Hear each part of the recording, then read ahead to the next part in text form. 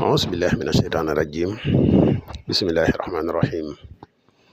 وإني أعيذها بك وذريتها من الشيطان الرجيم ربي أعوذ بك من همزات الشياطين وأعوذ بك رب أن يحضرون ربي اشرح لي صدري ويسر لي أمري واحلل عقدة من لساني يفقهوا قولي واجعل كلامي راشدا ومرشدا وفكرتي نوير وقلبي أرشدا mbokk yi ne bàyyi xel fon mën a nekk ci àdduna bi moo xam ñu nekk ci réew mi wala ñu nekk bitim réew tey bàyyi xel seen chaîne bu am solo bii muy Le Grand Secret Wolof ñu ngi leen di waxati asalaamaaleykum wa rahmatullah mbokk yi ginnaaw bi ñu santete yàlla julli ci yonent bi sallallahu alayhi wa sallam jaajëfal mboole mbokk yi ni topp ñu dikkaat ak yéen tey ci secret bu am solo bu leen indil di secret boo xam ne de mbokk yi nii ñu koy waxe di képp ku ko defee ku la mën di liggéey faatu lay def di secret bu baatine waaye di secret bu doy waar ci watiina banaas bala ñu ciy gën a sori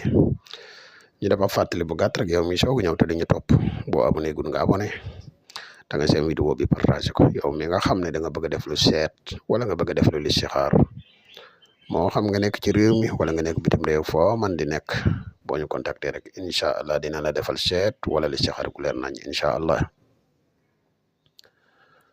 mbokk yi bëgg a bokk ci groupe bu whatsapp yi tamit mën nañu contacter groupe yi disponible na waaye nag am na ay sart yu ñu ciy bokke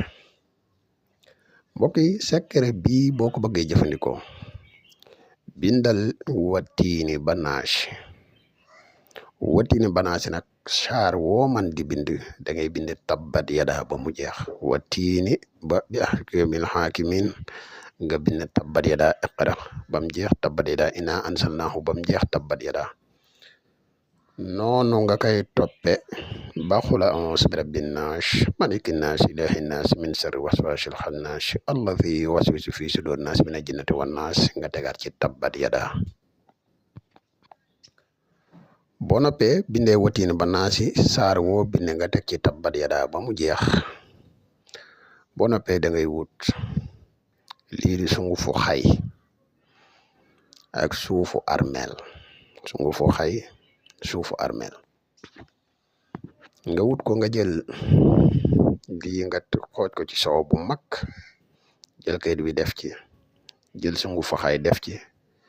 jël suufu armeel nga def ci